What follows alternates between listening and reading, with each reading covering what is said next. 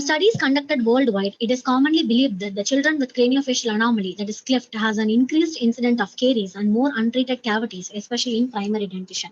As we all know, these children have higher burden of care throughout their childhood, considering the multiple exposures of general anesthetic procedure for surgical correction, speech therapy assessment and treatment, psychological problems, dental and early orthodontic management. The potential difficulties in preventing ECC in these populations is due to compromised oral hygiene, which could be attributed to the following reasons, which was presented in the screen. However, the strongest risk factor associated with the presence of enamel defects. It is important to identify those hypoplastic lesion early and to reverse the caries process and to increase the caries resistance of the affected surface. And the other important factor is the acquisition of the oral bacteria and the presence of biofilm and plaque on the tooth surface, which considered to be the clear risk indicator on ECC. And studies also shows that there is a substantial lack of basic knowledge regarding the infant oral health among the parents and caregivers. With this existing information, we had developed the ideal and effective oral healthcare protocol for ECC prevention in children with cleft lip and palate using this following PICO format. The patient recruited was infant with congenital cleft lip and palate, that is 0 to 12-month-old baby, who were in the pre-dentate stage, that is GUMPAT stage. Sustained intervention, that is a combination of oral healthcare measures, and the comparison was age and sex matched historical control group, that is children without cleft lip and palate. The outcome was occurrence of early childhood caries, and type of study was prospective, non-randomized interventional cohort study. Let me explain about the sustained intervention through motivational interviewing approach from infancy to toddlerhood in children with cleft lip and palate. During the initial visit at the time of recruitment, comprehensive anticipated guidance with the one-on-one personalized approach was given to the primary caregiver. Oral health education related to the infant oral hygiene measures were given using audio-visual aids and live demonstration. From the time of gum pad till till the first tooth eruption, parents were advised to use gauze piece to wet the gum pad to remove the milk and food remnants in the oral cavity.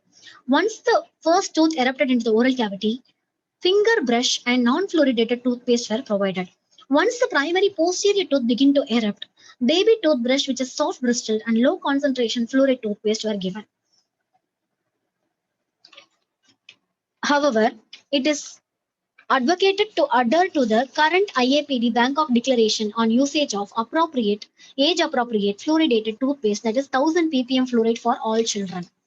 And the reinforcement of the prescribed regimen was done through daily SMS in caregivers' preferred language and through bi-monthly telephone calls. So these weekly calls served as a portal for parents and caregivers to express their difficulties while performing oral hygiene measures. It is not easy to provide oral care immediately after the cleft lip or palate repair. So they were advised to stop using the oral hygiene aids during the surgical correction and to resume the routine oral care after 2 weeks of the surgery. This window period should be explored further for the occurrence of early childhood caries. Coming to the results, the prevalence of ECC in the interventional group with only cavitated lesion was found to be 6.1 and with non-cavitated lesion it is 18.2 and both cavitated and non-cavitated were 30.3. And coming to the surface-wise caries prevalence of ECC when compared to interventional group and the historical control group, the cavitated lesion were 0.88% and the non-cavitated lesion were 1.2% and both cavitated and non-cavitated lesion were 0.2% in interventional group. However, when compared to the control group, it was doubled up. The prevalence of ECC were doubled in the control group. Coming to the incidence density, this estimates the rate of disease occurrence. That is 1.3% of the participant are at risk to develop ECC during the study period. They had also obtained a comprehensive view of risk of caries onset by estimating the proportion of individuals who would be in the specified health state from baseline, that is unerupted, sound, non-cavitated and cavitated. This shows the caries susceptibility and progress of caries lesion, which continues in the child's early age of life. They had also developed an assessment criteria using the IGDA scores. With all this, study conclusion says that the sustained intervention was highly effective in preventing early childhood caries. On evaluating the pattern of caries lesion, the maxillary central incisor in the line of cleft region was most commonly affected. And the cavitated lesion were identified early and treated with silver diamond fluoride, and non-cavitated lesion were treated with fluoride application in order to reverse the caries progression. The transitional changes are also noted that the rapid rise in the caries susceptibility occur after the initial eruption of tooth into the oral cavity. The overall complaints rate was 79.6%, which indicates the parents or caregivers motivated in adhering to the oral healthcare protocol. So, to conclude, this is the first study to evaluate the combination of oral healthcare measures and caries registration using the IGDAS scores in children with cleft lip and palate from infancy to toddlerhood.